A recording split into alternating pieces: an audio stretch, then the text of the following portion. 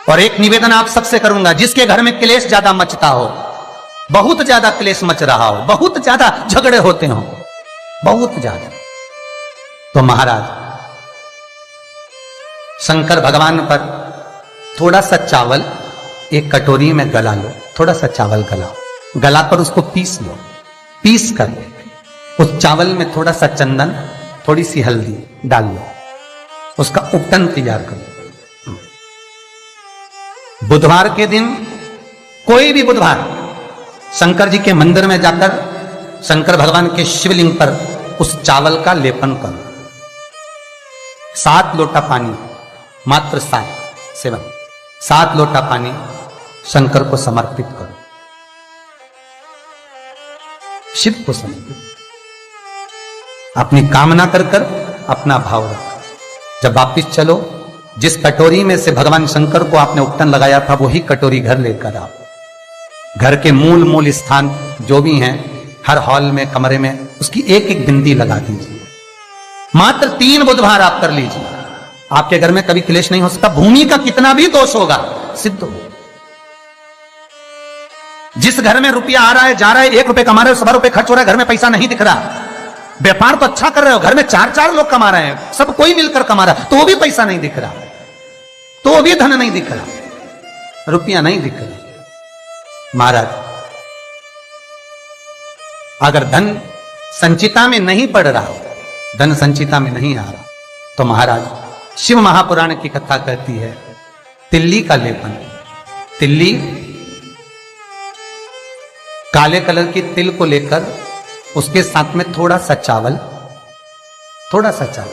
और हमारे यहां चावल के साथ में चावल की धान आती है, आपको बाजार में मिल जाएगी चावल की धान, जिसको जौ का भाग अलग हो जाता है, जौ गेहूं की हो जाती है, पर चावल की धान कहते हैं उसको। इन तीनों को एक कटोरी में रख लो, तीनों को पानी में गलाना नहीं है, बस कटोरी में रख लो।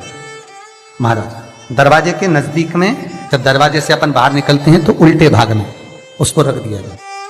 घर से 1 लोटा पानी जिसमें कच्चा दूध मिला हो, वो कटोरी शनिवार के दिन रखकर, रविवार को उठाकर ले जाकर कलश नीचे रखकर, सीधे हाथ में कटोरी रखकर शंकर जी को समर्पित कर दो। जल चढ़ा दीजिए।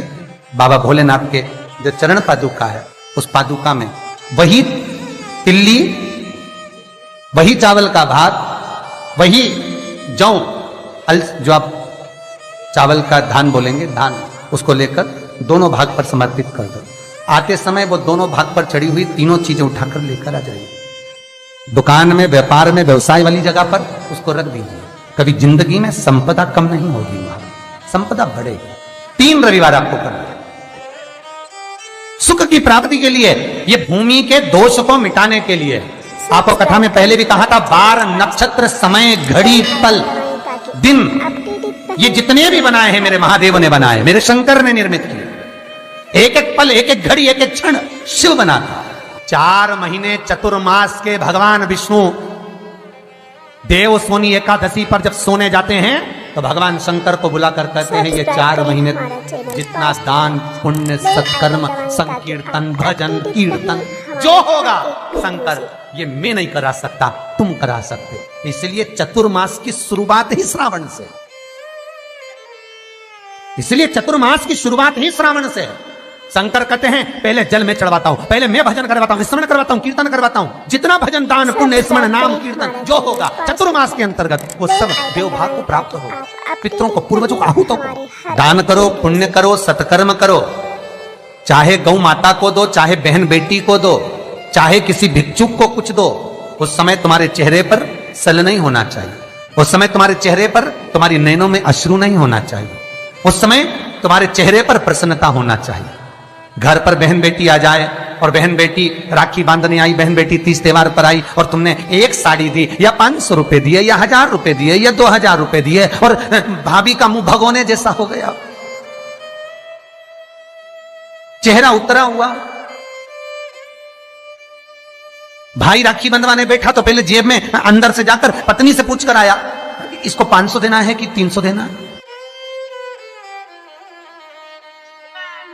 राखी बंधवाने से पहले, पांटे पर बैठने से पहले, आसन पर बैठने से पहले सोफे पर बैठने से पहले जब भाई राखी बंधवाने बैठता है तो पहले अंदर जाकर अपनी धर्मपत्नी से पूछता कितना देना है। क्यों भैया, कमा तू रहा है, ला तू रहा है, तो फिर धर्मपत्नी से क्यों पूछा कि कितना देना है? पत्नी को यह कहना था आज मेरा मन है, बहन साल भर से नहीं आई, कुछ तो लॉकडाउन में 4 महीने से फोन तक पे बात ही बात होती रही, आई नहीं, 1 साल हो गया, मेरा मन कर रहा है आज मेरी बहन को मैं 2000 रुपए दे दूं, साड़ी के भी हो जाएंगे, चूड़ी के भी हो जाएंगे और देना हो जाएगा, आज मेरा मन कर रहा है। तुम्हें बोलना चाहिए, तुम्हें बताना चाहिए। और अगर पत्नी को कहे पति कि तुम 2000 रुपए दे रहे हो तो धर्म पत्नी का फर्ज है, धर्म पत्नी का फर्ज है, क्योंकि तुम भी किसी की बहन हो, तुम भी किसी की बेटी हो, तुम्हारा फर्ज है कि तुम अपने पति को कहो सुनो 2100 दो, मना नहीं है, 500 रुपए अलग से चूड़ी के दे दो, 500 रुपए अलग से बहन बेटी आई है तो गाड़ी का किराया दे दो। ये जब धर्म पत्नी अपने पति को कहेगी, पति के चेहरे पर प्रसन्नता होगी। मुझे उम्मीद है आज आप अपनी ननद को दे रहे हो तो आप जब अपने मायके जाओगे तो आपकी भी भाभी इतना ही सम्मान देगी। क्यों? एक उंगली जो हम किसी पर उठाते हैं तो ये 3 उंगलियां हमारी ओर जाती है। हम एक के लिए अगर व्यवस्था करते हैं तो कहीं ना कहीं आपकी व्यवस्था भी पूर्णता में हो पाती है। आपकी व्यवस्था, आपका भाव, आपका आनंद, आप किसी के लिए अगर समर्पित हो रहे हो, आप किसी के लिए समर्पण कर रहे हो, आप किसी के लिए अग्रण्य हो रहे हो तो वहां से पूर्णता का अग्रण्य का भाव तुमको भी प्राप्त होगा।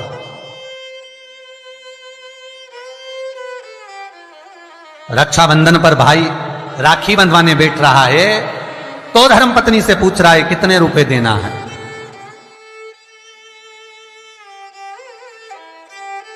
प्राण छूटने के बाद भगवान विष्णु लक्ष्मी से पूछे बता इसको नरक भेजू कि स्वर्ग? अरे बोलो तो रे भाई, भगवान विष्णु अगर अपनी पत्नी से राय ले तो, भोलेनाथ देने से पहले पार्वती से राय ले तो, इंद्र कार्य संभालने से पहले इंद्राणी से राय ले तो, ब्रह्मा ब्रह्माणी से राय ले तो नहीं, नहीं। अगर यमराज अपनी धर्मपत्नी दक्षिण से पूछे, ए दक्षिणा तू बता कि ये जो मरा है इसको मैं स्वर्ग भेजूं कि नरक? तो सबसे ज्यादा अगर दक्षिणा देवी बोलेगी तो एक ही बात बोलेगी यमराज की पत्नी, एक काम करिए इसको नरक भेज दो। क्यों? क्योंकि ये कभी दक्षिण मुख कर कोई काम ही नहीं करा। बोलो, दक्षिण मुख करके कौन कार्य करता है? दक्षिण मुख करके कौन पूजन करता है? दक्षिण मुख करके कौन स्मरण करता है? दक्षिण मुख करके कौन सेवा करता है?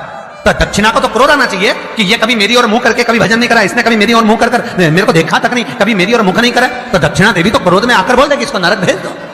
पर यमराज जब मृत्यु का दंड देता है, यमराज जब प्राणों को हरता है, अपनी पत्नी से नहीं पूछता, भगवान विष्णु लक्ष्मी से नहीं पूछते कि इसको क्या देना है, ब्रह्मा ब्रह्माणी से नहीं पूछते कि इसको क्या देना है, इंद्र इंद्राणी से नहीं पूछते कि क्या देना है, शंकर पार्वती से नहीं पूछते कि क्या देना है। तब केवल उनकी विचार धारणा, केवल वही देखा जाता है कि उसका भाव कितना, उसके भाव की सिद्धता कितनी।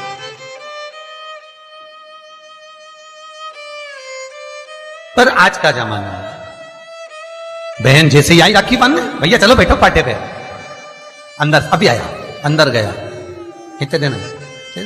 साड़ी रखी है मैंने निकाल दी है, धर्मपत्नी कहती है साड़ी निकाल दी मैंने, ये साड़ी दे देना। और सुनो, साड़ी के पास 500 रुपए रख देना, बहुत है, साड़ी भी तो दे रहे हैं। और ये तूने जो अपनी ननद के साथ करा, अब तू अपने मायके जा और तेरी भाभी तेरे साथ करे तो तुझे कैसा लगेगा? 3 को देने से कभी नहीं घटता, शिव महापुराण की कथा कहती है।